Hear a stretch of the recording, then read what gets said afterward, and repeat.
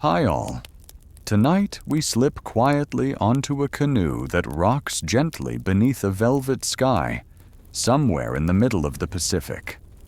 The stars above are so bright you almost forget the world you left behind, except for the occasional mosquito bite or the suspiciously damp patch beneath your seat. You breathe in salt air, feel the hush of warm wind on your face, and realize you're not entirely sure which way is north, or even if north matters out here. This is the kind of night that makes you wonder if you'll ever see land again. Spoiler alert, you probably won't survive this if you try it for real, so let's keep things imaginary and a lot less life-threatening. So, before you get comfortable, take a moment to like the video and subscribe, but only if you genuinely enjoy what I do here. And hey, drop your location and local time in the comments. I love seeing how far this little canoe can drift. Now, dim the lights, maybe turn on a fan for that soft background hum, and let's ease into tonight's journey together. Your hands trail in the water, cool and endless, as you squint at the sky. The Southern Cross hangs low, its points sharp and unwavering. Polynesian navigators, those legendary wayfinders, once read these stars the way you read a digital clock, with a sleepy glance and a hope for good news. You try to do the same, but the constellations blur, and you're pretty sure that one's just a plane headed to Fiji. Still, you keep looking, because out here, the stars are more than decoration. They're your only map. A mainstream fact drifts through your mind. Polynesian voyagers crossed thousands of miles using nothing but the stars, the ocean, and their own memory. No GPS, no compass, not even a helpful Siri voice saying, "In 500 feet, turn left at the coral reef." Just the night sky, endless and humming with possibility. You remember reading that some navigators memorized hundreds of star paths, each one a thread in a vast, invisible web. The trick, apparently, is to know which stars rise and set over which islands. You try to pick out a few. There's Sirius, bright and bossy. There's Antares, low and red, like a warning light for insomniacs. You wonder if you could ever learn to trust these distant fires, or if you'd just end up drifting in circles, inventing constellations like the Great Wi-Fi Signal and "That one looks like my cat." Historians still argue whether these navigators really made it all the way to South America, or if that's just the kind of fish story that gets better with every retelling. You imagine a canoe full of skeptics, paddling into the unknown, debating whether sweet potatoes prove anything at all. You, meanwhile, are just trying not to fall asleep and tumble into the brine. A fringe tidbit floats by. Some old tales claim that the best navigators could sense the direction of islands by the way the starlight shimmered on the waves. You squint, but all you see is your own reflection, looking slightly more heroic than usual. Maybe you'll start that rumor yourself. I can totally see Hawaii in the stars, just past that suspiciously shaped cloud. The sky shifts, and you notice how the stars near the horizon twinkle more, their light bending through thick air. You remember that ancient navigators used this twinkle to judge distance and direction, a trick you vowed to try next time you're lost in a parking lot. The horizon itself is a rumor tonight, lost in the velvet dark. But you sense its presence, a thin line between certainty and the unknown. You let your mind drift, lulled by the gentle slap of water against wood. The stars overhead seem to move, but you know it's just the earth spinning, carrying you and your little canoe into the future. You try to imagine what it would feel like to trust the stars so completely. to let them guide you across an ocean with nothing but hope and a good memory. You suspect you'd last about 10 minutes before inventing a new navigation system based on the location of snack wrappers. Still, you keep watching. The Milky Way spills across the sky, a river of light that once pointed the way for countless voyagers. You remember that the word wayfinder isn't just poetic. It's a job description, a calling, maybe even a superpower. You wonder what your own superpower would be out here. Falling asleep in record time, or maybe narrating your slow descent into existential dread. A shooting star arcs overhead, and you make a wish. May your imaginary canoe never spring a leak, and may your dreams tonight be full of gentle breezes and friendly dolphins. The stars wink in agreement, or maybe they're just laughing at your expense. You shift in your seat, the wood creaking beneath you, and realize that the night is only just beginning. The sky is your map, the stars your guides, and the ocean your lullaby. You close your eyes for a moment, letting the rhythm of the waves carry you, and promise yourself that you'll remember at least one constellation by morning. The canoe rocks gently, and you start to notice the ocean's pulse, a rhythm that's not quite the same as the wind or the waves slapping against your hull. You let your hand dangle over the side, feeling the subtle rise and fall, the push and pull that seems to whisper secrets from below. This is the secret language of swells, the ancient Morse code of the Pacific, and tonight you're determined to crack it, even if you're more fluent in emoji than in ocean. Polynesian navigators, you remember, didn't just look up. They listened down. The ocean, after all, is a living thing, and its surface is a patchwork of invisible highways. The mainstream fact: these wayfinders could identify dozens of different swells at once, each one born from a storm hundreds or even thousands of miles away. You try to imagine tuning your senses to that level, but you're distracted by the way your stomach lurches every time the canoe tips a little too far. Maybe you'll master the art of not getting seasick first. You close your eyes and focus. There's the long, slow roll that seems to come from the southeast, steady and patient, like a heartbeat. Then there's a sharper, choppier rhythm from the west, as if some distant wind is having a tantrum. You realize that, out here, swells are like gossip. They travel far, change shape, and sometimes contradict each other. The trick is learning which ones to trust. A quirky tidbit floats into your mind.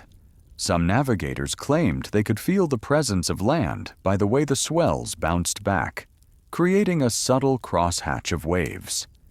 You picture yourself as a human seismograph, reading the ocean's braille with your backside. Historians still argue whether anyone could really sense an island from dozens of miles away, or if that's just the kind of humble brag that gets you free drinks at the canoe club. You try to pay attention to the patterns. The canoe rises and falls, sometimes in rhythm with your breath, sometimes in defiance of it.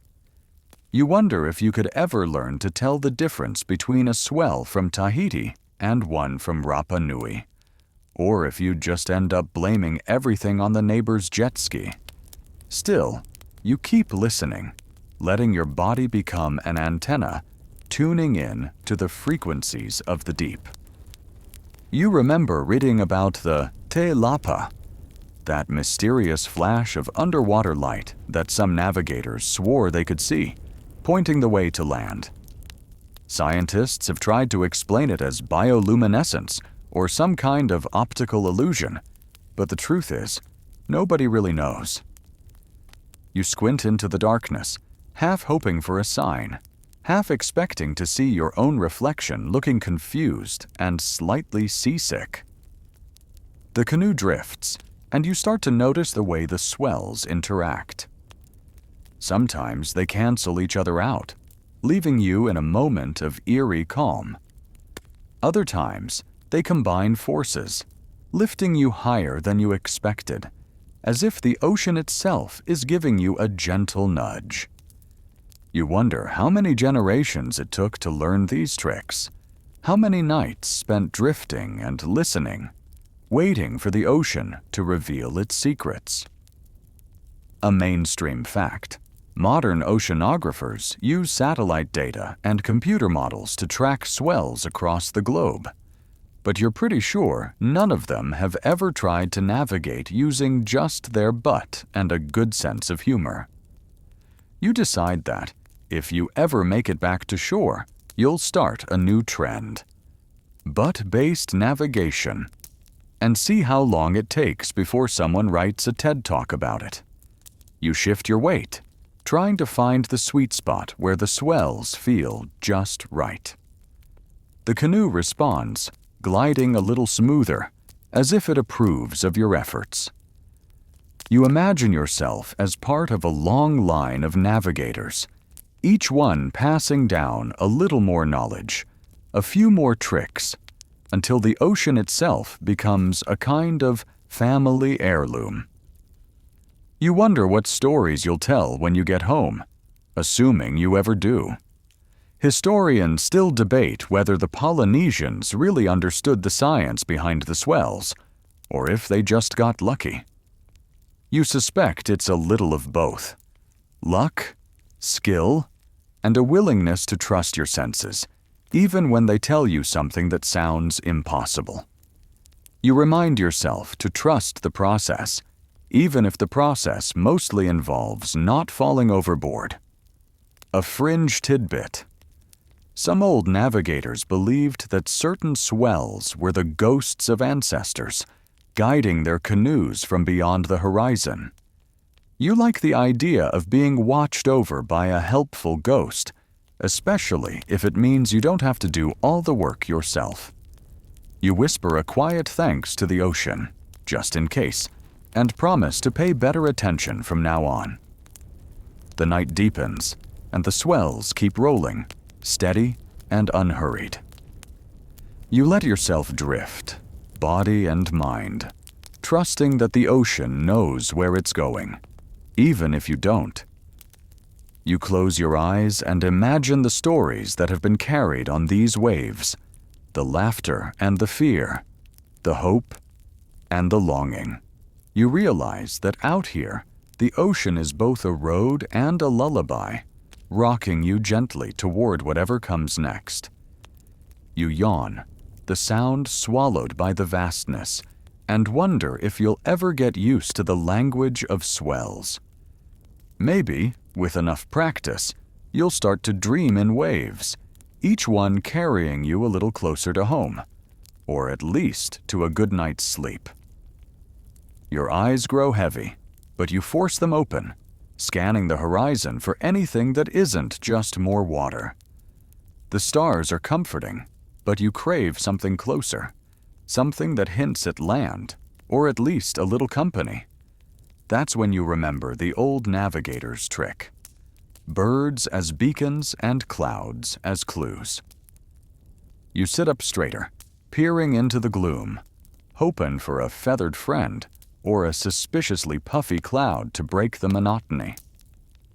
Mainstream fact: Polynesian navigators famously watched for seabirds, especially those that never stray far from land, like the naughty tern or the frigate bird.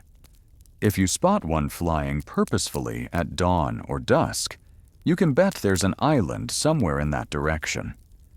You squint at the sky, half expecting to see a bird holding a neon sign that says, "This way to Tahiti."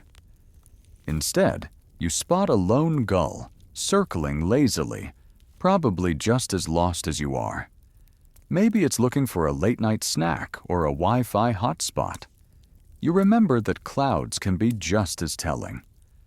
The old voyagers would scan for low, stationary clouds that hover over islands, their bellies tinged green from the jungle below. You try to spot one, but every cloud looks suspiciously like a sheep, or, if you're honest, a giant marshmallow. You wonder if ancient navigators ever got distracted by cloud shapes. Look, that one's a canoe, or maybe a really fat fish.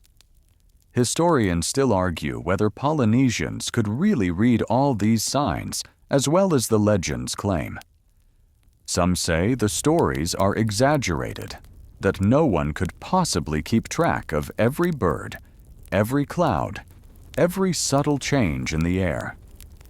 Others insist that, with enough practice, you start to notice patterns that would make a meteorologist weep with envy.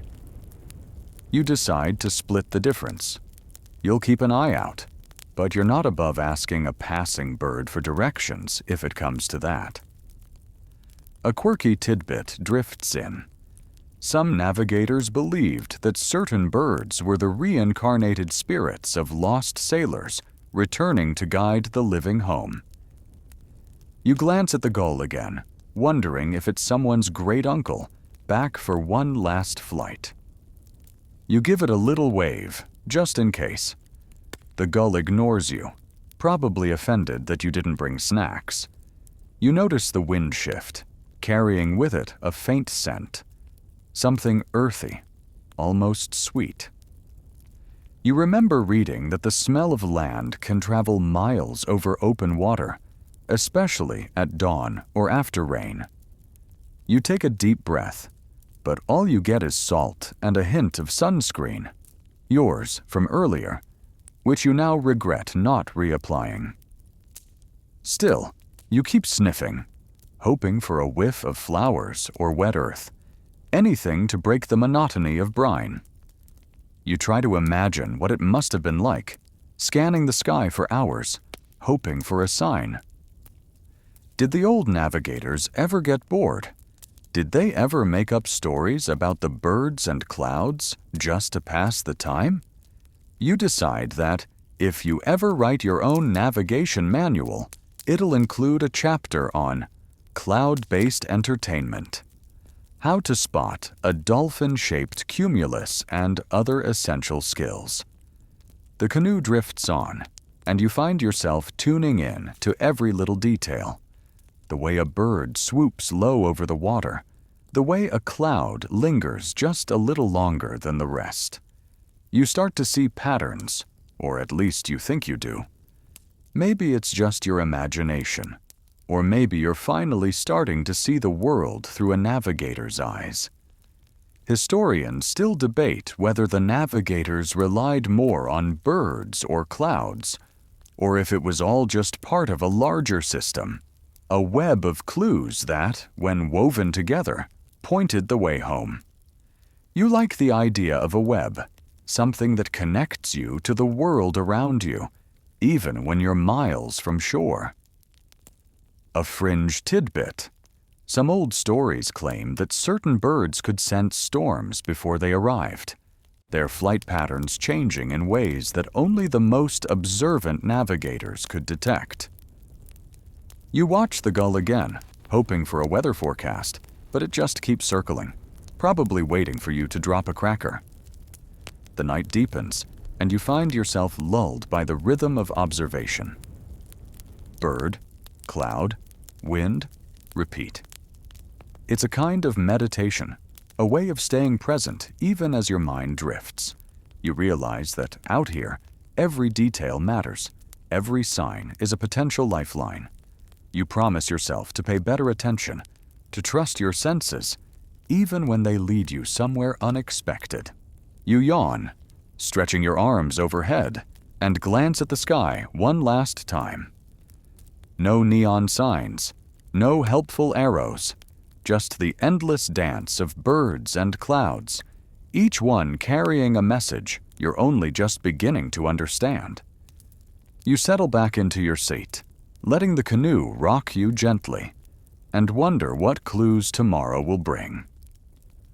The night air shifts again, and you inhale deeply, tasting the salt on your lips and feeling the breeze brush against your cheeks. You remember that, For the old Polynesian navigators, the taste of salt and the scent of wind were as important as any star or bird. Your tongue tingles with the brine, and you wonder, can you really steer by flavor? Tonight, you're about to find out, even if your palate is more used to pizza than plankton.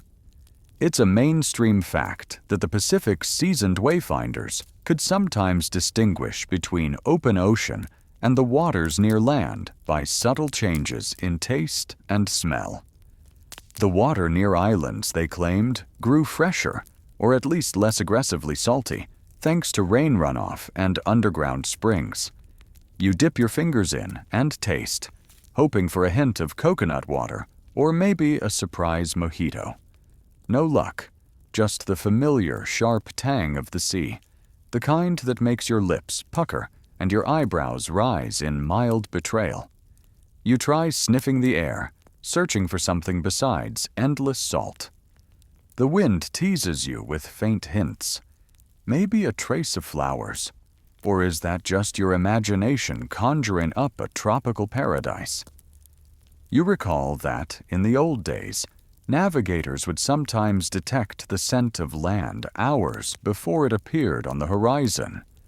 They'd catch a whiff of earth, or the musky breath of a distant jungle, and know they were close. You, on the other hand, mostly get a noseful of your own sunblock and a trace of that suspiciously fishy aroma that always seems to follow you at the beach. Historians still argue whether anyone could truly navigate by scent alone, or if these stories are just the result of wishful thinking and a long, hungry night at sea. Maybe the mind starts inventing smells when the stomach is empty and the horizon is nowhere to be found. You decide to test it, taking another deep breath and imagining the aroma of grilled pineapple wafting across the waves. It almost works. Your mouth waters, and your stomach rumbles in protest. A quirky tidbit surfaces. Some navigators would chew on bits of rope or wood, claiming it helped them taste the direction of the wind. You eye the edge of your paddle, briefly considering a nibble, but decide you're not quite that desperate for adventure or splinters. Still, you can't help but wonder if there's something to it. Some secret connection between taste buds and intuition that modern science has yet to explain. The wind shifts again, cooler now, carrying with it a faint, unfamiliar note. You close your eyes and focus, letting your other senses take over. The air feels different. Lighter, maybe, or just more alive.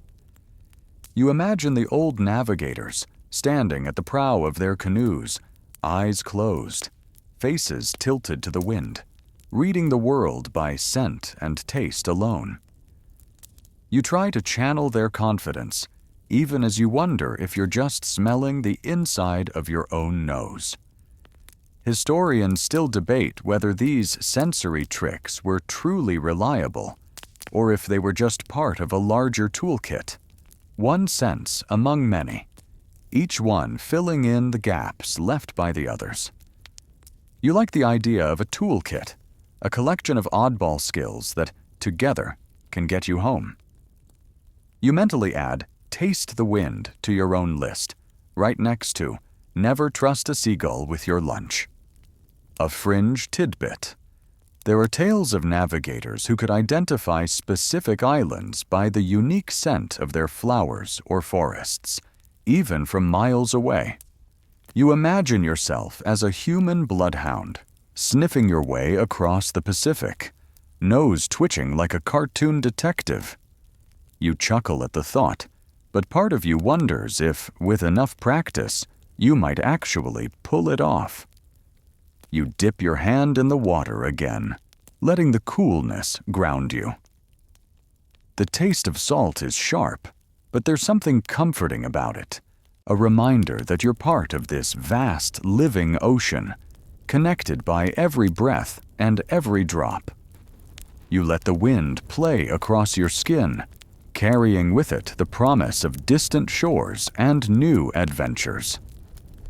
You yawn, stretching your senses as far as they'll go, and settle back into the gentle rhythm of the waves. The taste of salt lingers on your tongue, the scent of wind in your nose, each one a thread in the tapestry of navigation.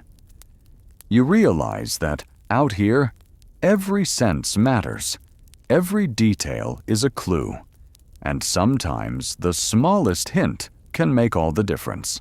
You close your eyes, letting the flavors and fragrances swirl around you, and imagine the stories carried on the breeze, the laughter of old friends, the songs of distant islands, the promise of home just beyond the horizon. You promise yourself to keep tasting, keep smelling, keep searching for that elusive hint of land, even when all you get is salt and sunscreen. The canoe rocks gently, the wind sighs, and you drift a little deeper into the night, trusting your senses to guide you, one salty breath at a time. You shift your weight in the canoe, feeling the creak of wood beneath you, and realize that you're not just floating. You're navigating a living map, even if it's invisible to everyone but you. The Polynesian navigators had no paper charts, no GPS screens glowing in the dark. Instead, they carried their maps in their minds, built from shells, string, and stories. Tonight, you try to do the same, piecing together your own secret route across the Pacific, one memory at a time. Mainstream fact: Marshall Islands navigators famously used stick charts, delicate frameworks of palm ribs and cowrie shells, to represent the swells, currents, and islands of their home waters. Each chart was as unique as a fingerprint, passed down through generations, never meant to leave the navigator's hands. You imagine yourself holding one, tracing the lines with your fingers, trying to remember which shell stands for which island. You realize that, out here, every memory is a waypoint, every story a landmark. You close your eyes and build a memory palace, just like the old voyagers. You start with the stars overhead. The Southern Cross, your anchor point. Then you add the feel of the southeast swell, the taste of salt, the scent of wind. You tuck away the image of that stubborn gull from earlier, the one that might have been someone's great uncle. Each detail becomes a room in your palace, a place you can visit when the horizon disappears. A quirky tidbit floats up. Some navigators trained by walking barefoot over heated stones, arranged in the patterns of the islands, memorizing distances by the feel of the path beneath their feet. You wiggle your toes, wishing for a warm stone or two, but settle for the gentle sway of your canoe. You wonder if your own memory palace could use a few upgrades, maybe a snack bar, or at least a hammock. Historians still argue whether these memory techniques were truly as precise as the legends claim. Some say the stick charts were more symbolic than literal, a way of teaching rather than a true navigational tool. Others insist that, with enough practice, a skilled navigator could reconstruct entire voyages from memory alone, never once glancing at a map. You decide that, tonight, you'll trust your own mind to keep you on course, even if it means inventing a few extra islands along the way. You picture the stick chart in your mind, palm ribs crisscrossing, shells marking the places where swells collide, lines bending to show the path of the wind. You imagine each intersection as a choice, left or right, hope or doubt, sleep or wakefulness. You realize that, out here, navigation is as much about imagination as observation, as much about trust as technique. A fringe tidbit drifts in. Some navigators believed that the stick charts could only be read at night, by moonlight, when the world was quiet and the mind was open. You glance at the moon, half hidden by clouds, and wonder if your own chart would make more sense in the dark. You promise yourself to try, even if all you see is a tangle of lines and a few stubborn snack crumbs. You let your mind wander, building your own map from memories. The feel of the paddle in your hands, the sound of water slapping the hull, the distant cry of a bird. Each detail becomes a marker, a point of reference in the vastness. You realize that, out here, every moment is a lesson, every mistake a story, every success a secret worth keeping. Historians still debate whether the memory palaces of the old navigators were truly as intricate as the stories suggest, or if they've grown in the telling, like all the best legends. You decide it doesn't matter. What matters is that you keep building, keep remembering, keep trusting your own sense of direction, even when the way forward isn't clear. A quirky aside, you remember that time you got lost in a shopping mall and navigated by the scent of cinnamon rolls. Maybe you're not so different from the old voyagers after all, just with more access to baked goods and fewer existential threats from sharks. You settle back, letting your memory palace grow, room by room, until it stretches from horizon to horizon. You fill it with stars and swells, birds and clouds, the taste of salt, and the scent of wind. You realize that, out here, your mind is your most important tool, your greatest ally, your secret weapon against the endless blue. You yawn, letting the memories swirl around you, and promise yourself to keep building, keep remembering, keep navigating by heart. The canoe rocks gently, the night deepens, and you drift a little further into your own map, trusting that, somewhere in the darkness, your memory will guide you home. You blink, half drowsy, as the canoe glides through a patch of water that feels almost enchanted, so still, so glassy, you wonder if you've slipped into another world. The moonlight paints the ocean with silver, and for a moment, you see shapes just beneath the surface. Islands that weren't there a heartbeat ago. Shadows that flicker and vanish when you look straight at them. This is the realm of canoe shadows and phantom islands, where the line between reality and legend blurs as easily as the horizon at dawn. Mainstream fact. Throughout history, Polynesian voyagers reported seeing islands that later explorers could never find again. Some of these phantom islands even made it onto European maps, only to be erased centuries later when no one could relocate them. You imagine the confusion.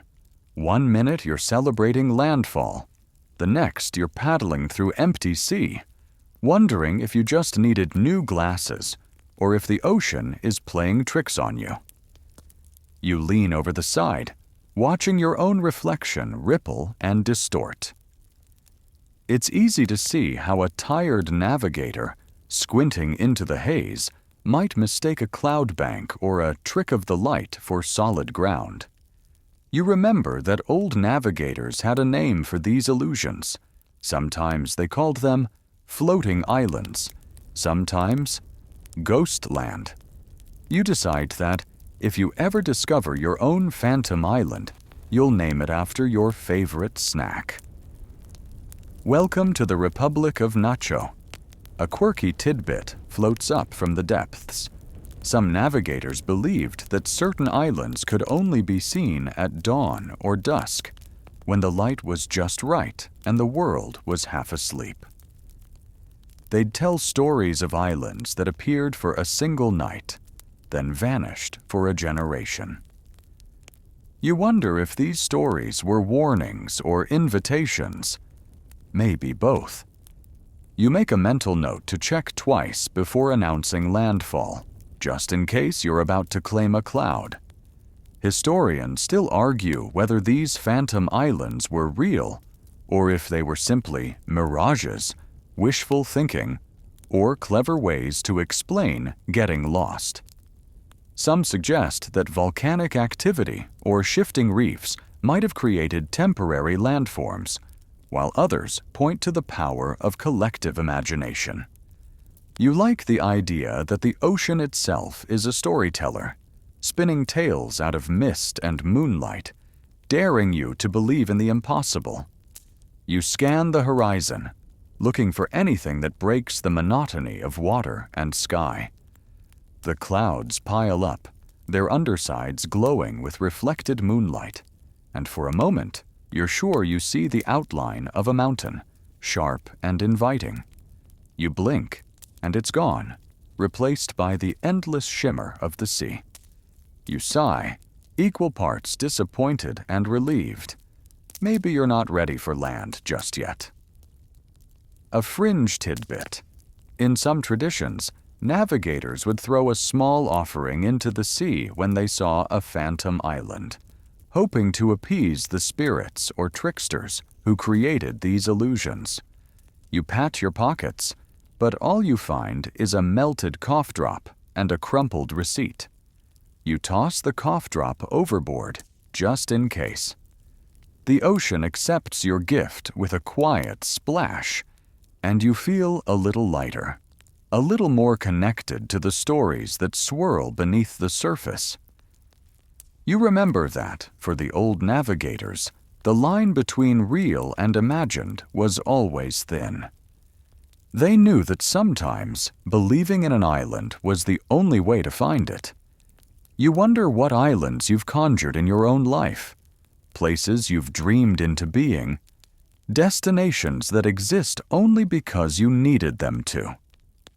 You smile, thinking that maybe the best journeys are the ones that blur the boundaries, that let you drift between worlds. Historians still debate whether the stories of phantom islands were cautionary tales or coded instructions, a way of teaching new navigators to trust their senses but also question them.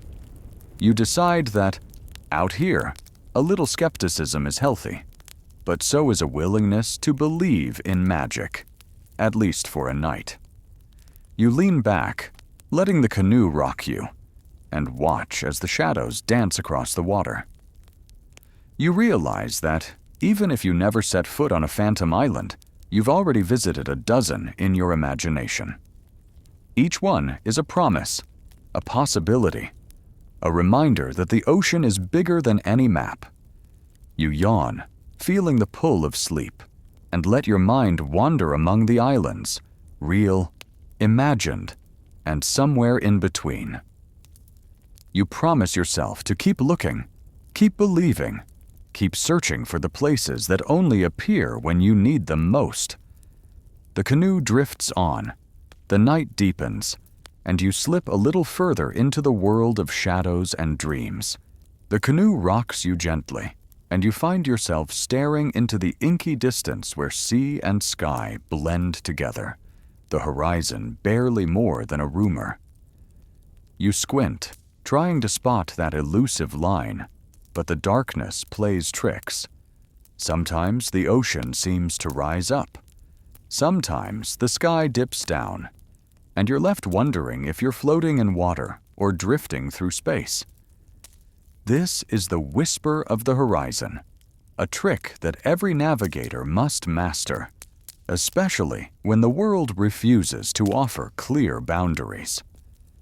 Mainstream fact: Polynesian wayfinders developed special techniques for reading the horizon, even when it was nearly invisible.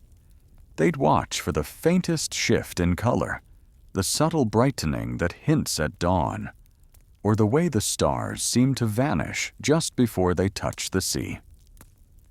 You try it yourself, tracing the arc where the sky grows ever so slightly lighter, hoping for a sign that you're still on course. It's a little like trying to find the edge of a dream, always just out of reach. You remember that, For the older navigators, the horizon was both a comfort and a challenge. It marked the boundary between what was known and what was possible, between safety and adventure. You lean forward, peering into the gloom, and imagine all the eyes that have scanned this same line, searching for hope or danger or just something new. A quirky tidbit drifts into your mind. Some navigators would lie flat in their canoes, their eyes just above the water, to get the lowest possible angle on the horizon. This trick made distant islands or approaching storms stand out as tiny bumps or smudges against the sky. You consider trying it, but decide you'd rather not risk rolling into the drink. Besides, your back isn't what it used to be, and you're not sure your dignity would survive the splash. Historians still argue whether these horizon tricks were truly effective, or if they were just one of many tools in a navigator's kit. Some say the human eye can detect a change in color or shape at amazing distances, while others insist that most horizon sightings were just lucky guesses. You decide that, out here, a little luck never hurts, but you'll take all the tricks you can get. You notice how the stars near the horizon twinkle and fade, their light bending through thick layers of air. The old navigators used this effect to judge distance and direction, knowing that a star's last wink before it disappears can point the way to land. You try to pick out a star, following it as it sinks lower and lower until it finally blinks out. You make a note of the spot, telling yourself that if you ever need to find your way home, you'll follow that star's ghost. A fringe tidbit: there are tales of navigators who could hear the horizon. A subtle change in the sound of the waves or the way the wind shifted as it crossed the boundary between sea and sky. You close your eyes, listening hard, but all you get is the soft slap of water and the distant call of a night bird. Maybe, with enough practice, you could tune your ears to the whispers of the world. But for now, you're content to let the horizon keep its secrets. You remember the first time you ever saw the ocean, how endless it seemed, how the horizon promised both adventure and mystery. You realize that, out here, the horizon isn't just a line, it's a destination, a challenge, a reminder that there's always something waiting just beyond your reach. You promise yourself to keep looking, to keep chasing that thin line, even when it disappears into the night. Historians still debate whether the horizon was more important as a navigational tool or as a symbol, a way of reminding voyagers that the journey is never really over. You decide that, for you, it's both: a guide and a goal, a place to aim for, and a place to dream about. You yawn, letting your gaze soften, and watch as the horizon blurs and shifts, a living thing that changes with every breath. You realize that, out here, the world is always in motion, always offering new clues, new challenges, new possibilities. You close your eyes for a moment, letting the rhythm of the waves lull you, and promise yourself to keep listening for the whisper of the horizon, even when all you hear is the sound of your own heartbeat. The canoe drifts on, the night deepens, and you float between sea and sky, guided by the faintest line, the softest whisper, the promise of something waiting just beyond the edge of sight. Above you, the night sky spins in slow, deliberate arcs, and you begin to realize that you're not drifting aimlessly. You're riding invisible highways mapped out by the stars themselves. The canoe rocks gently, and you tilt your head back, letting the constellations fill your vision. This is the secret of star paths and night drift, the ancient art of reading the heavens as if they were a glowing GPS, minus the annoying recalculating voice. Mainstream fact: Polynesian navigators memorized the rising and setting points of dozens of stars, using them as signposts to guide their canoes across thousands of miles. Each star had its own path, its own story, and by following these celestial trails, wayfinders could travel from one island to another with astonishing accuracy. You try to pick out a few yourself: the Southern Cross, bright and steady; Orion's belt, striding confidently across the sky; Venus, shimmering like a promise on the horizon. You remember that each star path was more than just a direction. It was a living memory, passed down through chants and stories, woven into the fabric of each voyage. You hum a little tune, hoping to jog your memory, but all you get is the theme from a sitcom you watched as a kid. You wonder if ancient navigators ever got a song stuck in their head and ended up halfway to the wrong island.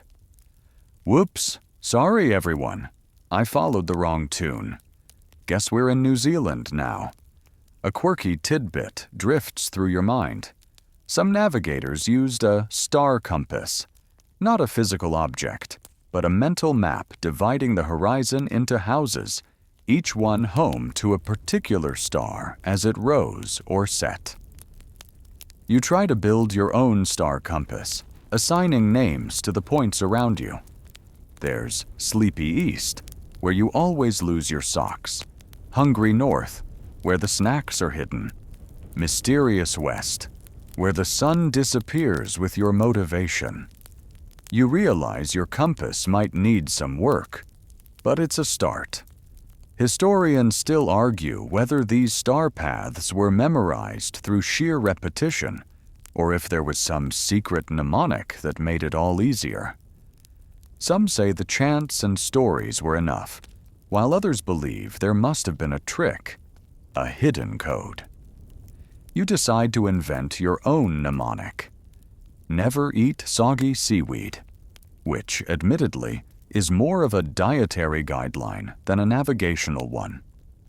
You watch as the stars wheel overhead, their paths slow but relentless. You try to imagine what it would be like to trust your life to these distant fires, to let them guide you across a world of darkness and uncertainty. You realize that, out here, the stars are more than just pretty lights. They're companions, guides, and sometimes, if you're lucky, comedians. You spot a shooting star and make a wish. May your canoe always find its way, and may your dreams be full of gentle breezes and clear skies. A fringe tidbit: some navigators believed that certain stars had personalities. Some were helpful, some mischievous, some downright lazy. You look up at a particularly dim star and wonder if it's just taking the night off. You promise not to judge. Everyone needs a break now and then, even celestial bodies. You notice how the stars seem to drift as the night goes on, their positions shifting ever so slightly. The old navigators called this night drift, using the movement of the stars to measure time and distance. You try to keep track, but your eyelids grow heavy, and you find yourself drifting too, mind and body swaying with the rhythm of the cosmos. Historians still debate whether the star paths were precise enough to cross the entire Pacific, or if luck and a good sense of timing played a bigger role. You decide that, out here, a little luck is always welcome, but you'll take the stars' guidance any night. You yawn, feeling the weight of the night settle around you, and let your gaze wander across the heavens. The stars keep moving, the canoe keeps drifting, and you realize that, out here, you're part of something ancient and beautiful, a dance that's been going on for thousands of years. You promise yourself to keep watching, keep learning, keep following the star paths, even when the way forward is uncertain. The canoe rocks gently. The stars wheel overhead, and you drift a little deeper into sleep, guided by the invisible highways of the night.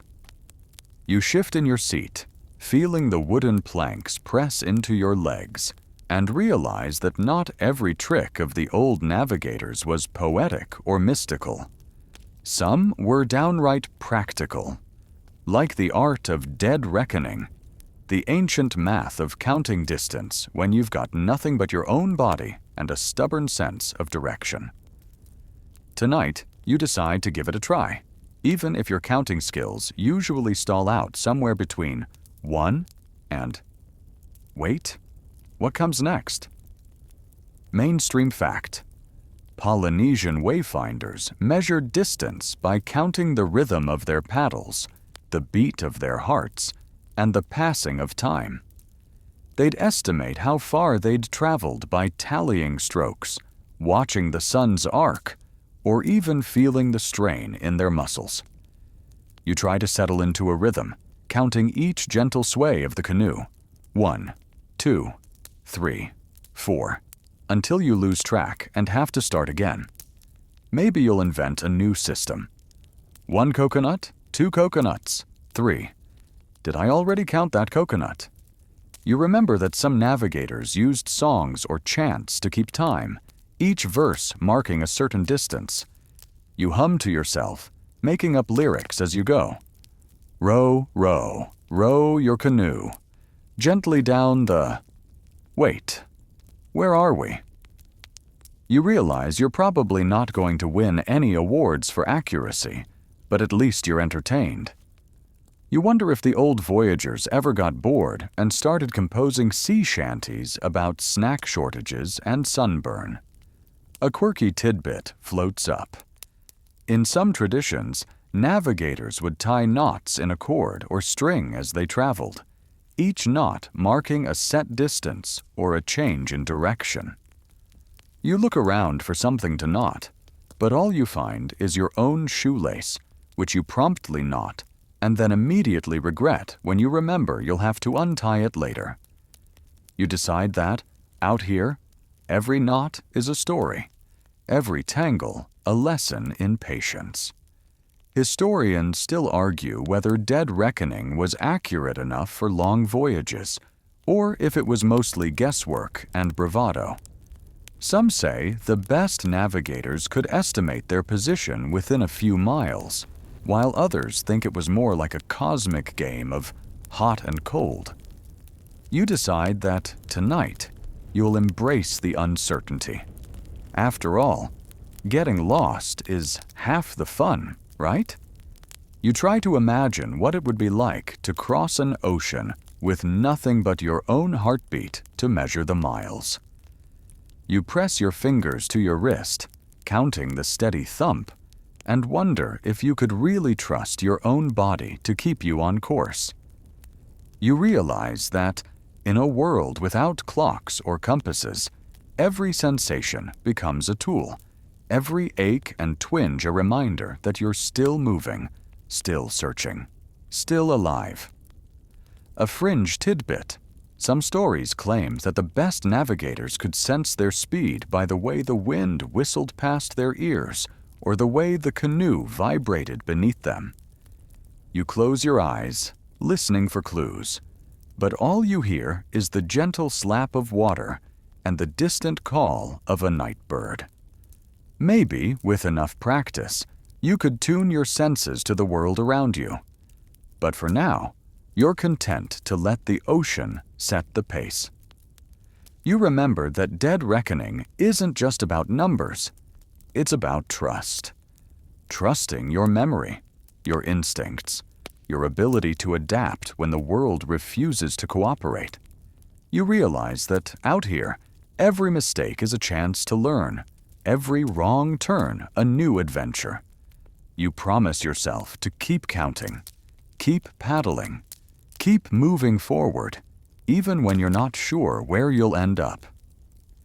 Historians still debate whether the old navigators relied more on dead reckoning or on the stars and swells, or if it was all just a matter of experience and luck.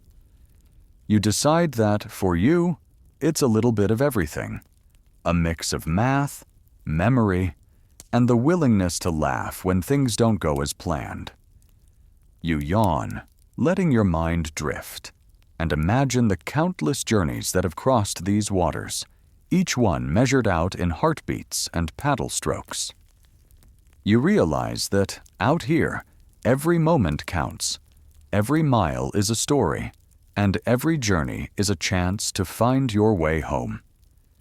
The canoe rocks gently, the night deepens, and you drift a little further, counting each breath, each beat, each dream, trusting that somehow you'll end up exactly where you're meant to be.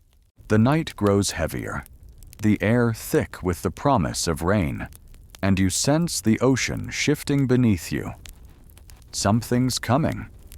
You brace yourself, remembering that the ancient navigators didn't just drift on calm seas. They rode out storms and sleeping squalls, their survival depending on a mix of wisdom, luck, and a few navigation tricks that bordered on the supernatural. Tonight, you're about to learn how to navigate when the world turns wild, and sleep seems as distant as dry land. Mainstream fact: Polynesian voyagers became experts at reading the signs of approaching storms. They'd watch the shape of clouds, the color of the sky, the way the wind shifted from playful to insistent. You scan the heavens, noticing how the stars blur behind a veil of cloud, and how the air feels charged, as if the ocean itself is holding its breath. You wonder if you should be worried, or if this is just another mood swing from Mother Nature. You remember that, in the old days, navigators would sometimes ride out storms by lashing their canoes together, creating a floating island of stability. You picture yourself in a raft made of canoes, clinging to your neighbors, swapping stories and snacks while the waves crash around you. You realize that, out here, teamwork isn't just a nice idea. It's a survival strategy. You make a mental note to thank your imaginary crew, even if they're mostly just you in different hats. A quirky tidbit floats by. Some navigators believed that certain birds could predict storms, their frantic flight patterns serving as an early warning system. You watch the sky for a sign, but all you see is a lone gull, still circling, probably hoping for a sandwich. You decide to trust your own instincts, even if your weather sense is mostly based on whether your hair gets frizzy. Historians still argue whether the old voyagers had special rituals or prayers for calming storms, or if they just gritted their teeth and hoped for the best. Some say they sang songs to the wind. Others claim they offered gifts to the sea. You hum a little tune, just in case, and toss another imaginary offering overboard, a crumb of hope, a sliver of courage, a promise to keep paddling no matter what. The wind picks up, rattling the canoe, and you feel the first drops of rain on your skin. You huddle down, pulling your jacket tighter, and remember that the best navigators knew how to read the rhythm of the storm. They'd watch the waves, counting the seconds between swells, searching for the pattern that would lead them through the chaos. You try to do the same, but your counting gets lost in the roar of wind and water. You decide that, tonight, survival is less about precision and more about persistence. A fringe tidbit. In some traditions, navigators believed that storms were the work of mischievous spirits, testing the courage of those who dared to cross the sea. You imagine a band of invisible tricksters, giggling as they toss waves at your canoe. You shake your fist at the sky, then laugh at yourself. After all, if you can't control the weather, you might as well enjoy the show. You remember that, after every storm, there's a lull, a sleeping squall, a moment of peace so profound it feels like a blessing. You wait for it, counting the heartbeats between thunderclaps, listening for the silence that signals the storm's end. When it comes, you breathe deep, savoring the stillness, the way the world seems to hold its breath in gratitude. Historians still debate whether the rituals and stories of storm navigation were more about comfort than control, a way of making sense of the unpredictable.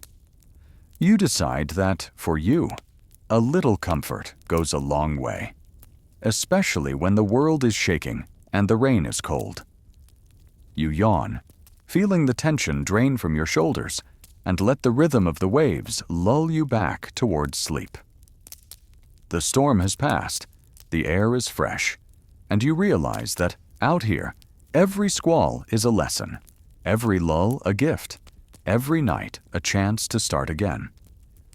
The canoe rocks gently, the stars peek through the clouds, and you drift a little deeper, trusting that, no matter how wild the world becomes, you'll find your way through. One storm, one song, one sleeping squall at a time. The storm has faded, leaving behind a hush so deep you can almost hear your own thoughts echoing across the water. Your eyelids droop, but you know you can't afford to sleep just yet. Not when the ocean is still full of surprises. The ancient navigators had their own tricks for staying awake during long, lonely watches, and tonight you try them out, blending ritual, rhythm, and just a dash of desperation. Welcome to the rituals of wakefulness, where tradition meets survival and the night stretches on forever. Mainstream fact: Polynesian wayfinders often traveled in shifts, with one navigator resting while another kept watch. But sometimes, especially on solo journeys or when danger was near, staying alert was a matter of life and death. You picture yourself perched at the prow, eyes wide, scanning the horizon for any sign of trouble. Or, let's be honest, for anything even vaguely snack-shaped. You remember that some navigators used chants to keep themselves awake, repeating ancient verses that marked the passing of time and kept the mind sharp. You try humming a few lines, but your modern brain keeps drifting into commercial jingles and half-remembered pop songs. Still, the rhythm helps, and you find yourself swaying in time with the waves, your voice blending with the hush of the night. A quirky tidbit surfaces. In some traditions, navigators would chew on bits of taro root or nibble dried fish, the salty tang jolting them back to awareness. You rummage through your imaginary supplies, settling on a mental handful of dried mango, sweet, chewy, and just distracting enough to keep your mind from wandering too far.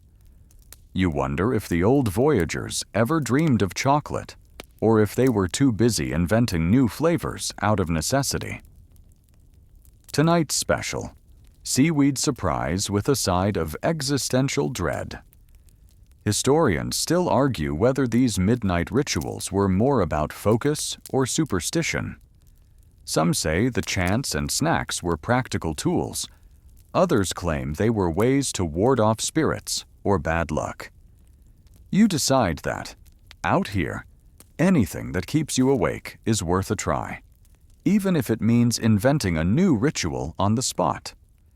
You tap your fingers on the canoe, creating a beat to match your heartbeat, and whisper encouragement to yourself. Stay awake, stay alive, stay curious. You remember that the best navigators didn't just fight sleep. They embraced the night, letting their senses sharpen in the darkness. You try to do the same, listening for the soft splash of a fish, the distant cry of a bird, the subtle shift in the wind. You realize that, out here, every sound is a clue, every silence a warning, every moment a chance to learn something new. A fringe tidbit: some stories claim that the most skilled wayfinders could enter a kind of trance, half awake and half dreaming, where the boundaries between sleep and wakefulness blurred. In this state, they could navigate by intuition alone, trusting their instincts to guide them through the night. You close your eyes, just for a moment, and imagine slipping into that trance, a place where time slows down and the ocean whispers secrets only you can hear. You yawn, stretching your arms overhead, and remind yourself that even the longest night eventually ends. You promise to stay alert, to keep chanting, to savor every imaginary snack until the first hint of dawn appears. You realize that, out here, wakefulness is more than just a battle against sleep.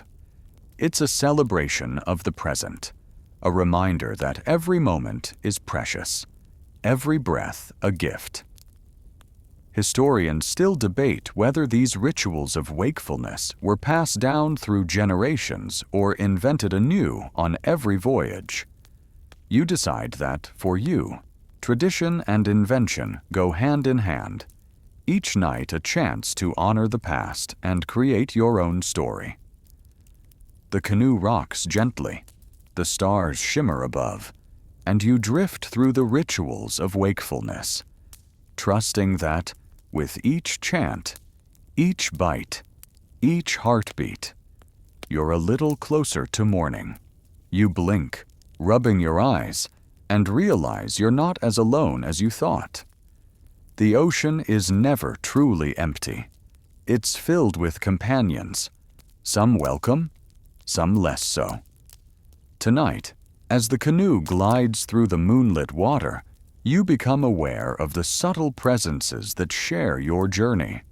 Dolphins slicing through the waves, sharks lurking below, and the occasional stowaway that makes you question your packing decisions.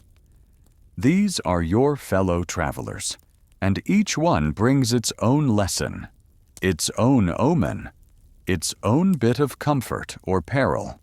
Mainstream fact: Polynesian navigators paid close attention to the animals around them, believing that certain creatures could signal the presence of land, warn of danger, or even guide a canoe to safety. Dolphins, for example, were seen as good luck, playful escorts who often appeared near islands or safe passages. You listen for the telltale splash and chatter, and sure enough, a pod materializes, their sleek bodies glinting in the moonlight. You smile, feeling a little less isolated, a little more hopeful. If dolphins are here, maybe land isn't far away, or at least you're not the worst-smelling thing in the water. You remember that sharks were a different story. Some navigators saw them as guardians, others as omens of trouble. You peer over the side, half expecting a fin to break the surface, but all is calm. You recall tales of navigators who claimed to communicate with sharks, bargaining for safe passage or reading their movements as signs from the ancestors. You decide not to test your luck. Tonight, you'll stick to dolphin diplomacy and leave the shark negotiations to the professionals. A quirky tidbit floats up. In some traditions, stowaways, whether a mouse, a bird, or even a particularly adventurous crab, were seen as both nuisance and blessing. A stowaway might nibble your food or chew through a rope, but it could also serve as a living barometer, reacting to changes in weather or the nearness of land. You check your imaginary supplies and spot a tiny gecko clinging to the hull, its eyes wide and unblinking. You decide it's your new mascot and promise to share your next imaginary snack. Historians still argue whether these animal companions were truly as important as the legends claim, or if their roles have grown in the telling. Some say the presence of dolphins or birds was just coincidence. Others insist that the navigator's keen observation made all the difference. You decide that, out here, every bit of company is welcome, every sign worth considering, every superstition a little insurance policy against the unknown. You watch as the dolphins leap and spin, their energy infectious. You try to mimic their grace, but your arms are more noodles than fins. Still, you feel lighter, buoyed by their presence, reminded that the ocean is a community, not a void. You wonder what other creatures are watching from below, what stories they could tell if only you spoke their language. A fringe tidbit. Some navigators believed that certain animals were the spirits of lost sailors, returning to guide or warn the living. You give your gecko mascot a respectful nod, just in case it's someone's great aunt come back for one last adventure. You whisper a quiet greeting to the dolphins, a cautious hello to the sharks, and a heartfelt plea to any crabs to please stay out of your food. You remember that, for the old voyagers, companionship was a matter of survival. A pod of dolphins might lead the way to fresh fish or safe harbor. A flock of birds could point the direction to land. Even the smallest stowaway was a reminder that you're never truly alone, that every journey is shared, even if your companions are scaly, feathered, or just along for the ride. Historians still debate whether these animal interactions were more symbolic than practical, or if the navigators really did read the ocean's creatures like an open book. You decide that, for you, a little symbolism never hurts, especially when the night is long and the horizon is nowhere in sight. You yawn, feeling the presence of your companions all around you, and let the rhythm of the waves and the chatter of dolphins lull you back toward sleep. The canoe rocks gently. The gecko blinks, and you drift a little deeper, comforted by the knowledge that, out here, you're never truly alone. The moon rides high, and time begins to lose its grip. You stare at the stars, the endless water, the gentle rise and fall of the canoe, and realize you have no idea how long you've been out here. Minutes blur into hours, hours into days. Or maybe it's just the sleepiness creeping in. This is the trick of forgetting time, a skill that every long-distance navigator had to master. Out here, clocks are useless, calendars a joke, and the only time zone that matters is the one in your own head. Mainstream fact: Polynesian wayfinders didn't carry watches or hourglasses. Instead, they tracked time by the movement of the sun, the changing faces of the moon, and the slow procession of stars across the sky. Each moment was measured in natural rhythms: the length of a chant, the duration of a meal, the time it took for a certain bird to return to the canoe. You try to do the same, counting the breaths between waves, the heartbeats between yawns, the stretches between imaginary snacks. You remember that, for the old navigators, time was less about precision and more about presence. They didn't worry about being late or early, only about being here, now, awake to every sign and shift. You let yourself sink into the moment, feeling the world slow down, the edges of your thoughts softening like the horizon at dusk. A quirky tidbit drifts in. Some navigators would purposely confuse their sense of time, skipping meals or changing the order of their rituals to keep themselves alert and adaptable. You consider inventing your own time-warping ritual, maybe a midnight snack at dawn or a lullaby at noon. You hum a tune, not caring if it's bedtime or breakfast, and feel a little thrill at the freedom of it all. Out here, You can eat cookies for dinner and call it tradition. Historians still argue whether this timelessness was a deliberate technique or just a side effect of endless days at sea. Some say the navigators used it to avoid boredom and despair. Others claim it was a spiritual practice, a way of letting go of control and trusting the ocean to set the pace. You decide that, for you, it's a bit of both. A way to keep your mind calm, your heart steady, and your sense of humor intact. You notice how your thoughts drift, untethered from the usual markers. There's no alarm clock, no meeting, no urgent text. Just the sound of water, the whisper of wind, the slow, steady pulse of the night. You realize that, out here, time is measured in stories. The tale of the gull that wouldn't leave, the legend of the Phantom Island, the saga of the gecko stowaway who may or may not be your spirit guide. A fringe tidbit. Some navigators believed that, by forgetting time, you could slip between worlds, moving from the realm of the living to the land of dreams, or from one island to another without ever feeling lost. You close your eyes, letting yourself drift, and wonder if you'll wake up on a new shore, or just in a deeper part of your own imagination.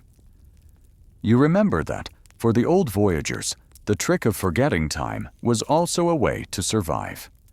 When the journey grew long and hope seemed far away, they focused on the next wave, the next star, the next breath.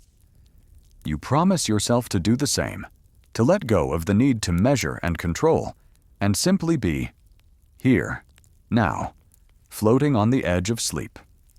Historians still debate whether this timelessness was a blessing or a curse. You decide that tonight, it's a blessing, a chance to let your mind wander, your worries dissolve, and your dreams take the helm. You yawn, stretching your arms and legs, and let the rhythm of the waves carry you deeper into the night. The canoe rocks gently. The stars spin overhead, and you drift a little further, unmoored from time, free to wander wherever your dreams may lead. You blink, and the darkness feels softer now, as if the ocean itself is holding its breath. Somewhere ahead, a faint glow teases the horizon, a subtle brightening, a smudge of promise that might be land, or might just be your imagination playing tricks again. This is the moment every navigator both craves and dreads, the search for arrival signs and the wrestling with false dawns. Out here, hope and doubt are constant companions, and every hint of land is both a lifeline and a test. Mainstream fact: Polynesian navigators were masters at spotting the earliest signs of landfall. They watched for the way clouds stacked up over islands, the sudden appearance of drifting debris, or the change in the color of the water. You squint into the gloom, trying to spot a low greenish cloud or the telltale shimmer of a lagoon. Your heart skips a beat as you see a patch of water that looks suspiciously turquoise, but when you paddle closer, it's just a trick of the moonlight and your own hopeful eyes. You remember that, for the old voyagers, the first whiff of earth or the cry of a land bird was enough to send a surge of energy through the whole crew. You sniff the air, searching for a hint of flowers or wet soil, but all you get is the familiar tang of salt and the faint scent of your imaginary gecko companion. You wonder if you're just too far away, or if the wind is playing games tonight. A quirky tidbit floats up. Some navigators believed that certain fish would change their behavior as land approached, swimming in tighter schools or leaping more frequently. You peer over the side, hoping for a sign, but the fish seem as indifferent as ever, darting away from your shadow with the same casual disregard they've shown all night. Maybe they're in on the secret, or maybe they're just tired of being watched. Historians still argue whether these arrival signs were truly reliable, or if the navigators' hope sometimes colored their perception. Some say the signs were unmistakable to the trained eye. Others claim that wishful thinking could conjure up land where none existed. You decide that, out here, a little hope is necessary, even if it means chasing a few mirages along the way. You notice how the sky grows lighter, the stars fading one by one as the first hints of dawn creep in. You try to remember every lesson you've learned.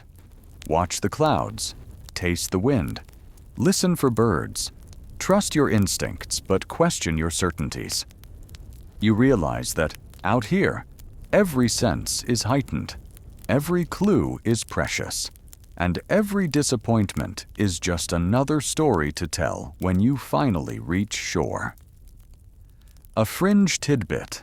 Some stories claim that the most skilled navigators could sense land in their dreams, waking with a certainty that the journey was almost over. You close your eyes, willing yourself to dream of palm trees and sandy beaches, but all you get is a vision of the gecko doing a little victory dance.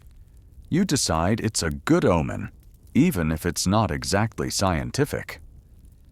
You remember that, for the old voyagers, the approach to land was always a mix of excitement and anxiety. Would the island be there, just as they hoped? Or would it vanish like so many phantom shores before? You promise yourself to keep looking, to keep believing, to let hope guide you even when doubt whispers in your ear. Historians still debate whether the thrill of arrival was worth all the false alarms and dashed hopes. You decide that, for you, the journey is as important as the destination, that every false dawn is a reminder to stay curious, to keep searching, to savor the anticipation as much as the arrival. You yawn, feeling the first warmth of morning on your face, and let the promise of land, real or imagined, carry you a little further into the new day. The canoe rocks gently, the sky brightens, and you drift on the edge of hope, ready for whatever comes next.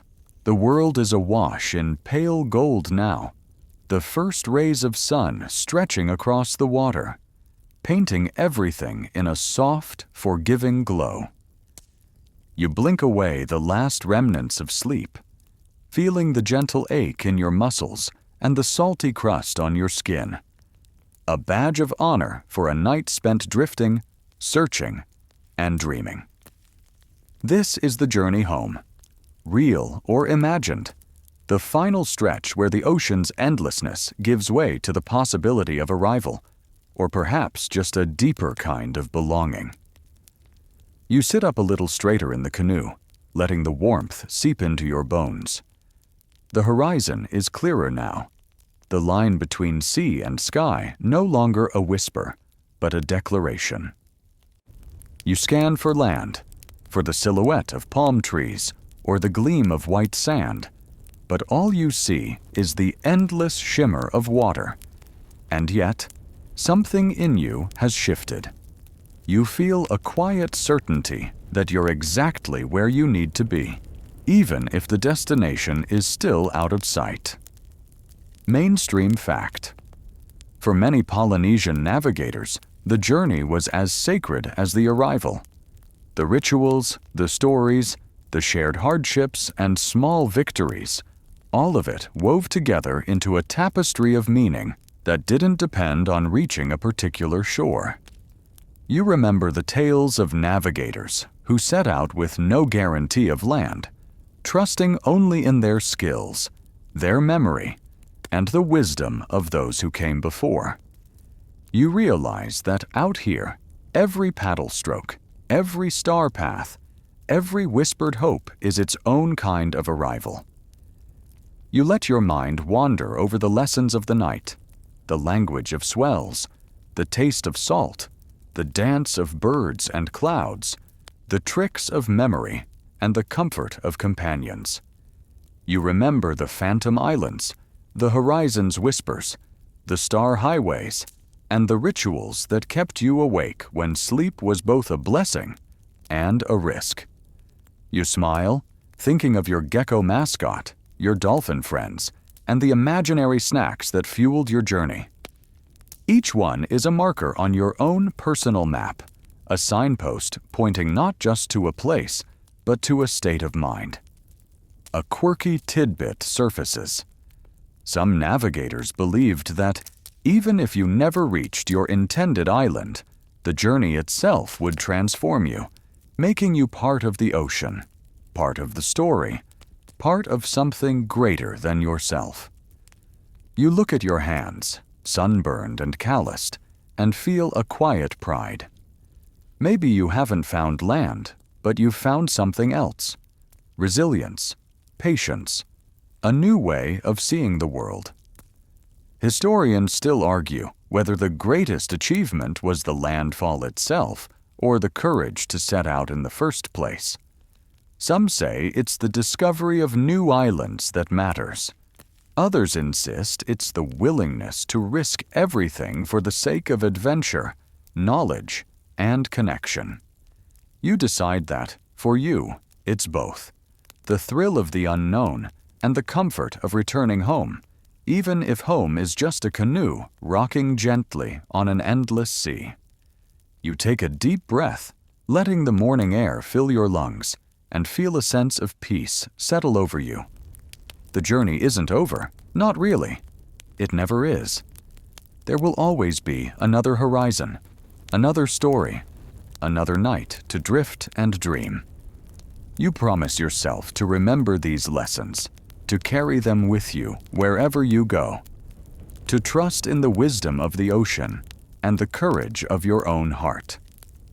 You close your eyes, letting the sun warm your face, and drift a little further, content in the knowledge that you are both voyager and home, both seeker and found. The sun climbs higher, and the world softens, every edge blurred by gentle light. You let your breath slow, your muscles relax, and your thoughts drift like clouds across a wide blue sky. The ocean, once vast and mysterious, now feels familiar, its rhythms echoing the slow, steady beat of your heart. You rock quietly in your canoe, the water lapping softly against the hull. You picture the stars fading above, their stories lingering in the back of your mind, weaving through your dreams like silver threads. The birds have quieted, the dolphins have slipped away, and even your gecko companion rests, its tiny breaths matching your own. The world is peaceful, unhurried, and you let yourself sink into that peace, letting go of the need to arrive, the urge to search, the impulse to count the miles. Here, in this moment, you have everything you need. As you drift, the colors of dawn deepen, painting the sky in soft pinks and golds. The air is warm and sweet, carrying the promise of new beginnings, new journeys, new dreams. You feel the weight of the night slip away, replaced by a lightness that fills your chest and lifts your spirit. You are part of the ocean now, part of the story, part of the endless dance between land and sea, sleep and waking, longing and belonging. Let your eyes grow heavy, your breath slow and even, and let the gentle motion of the waves carry you into rest. The journey continues, but for now, you're safe. You're home. You're enough.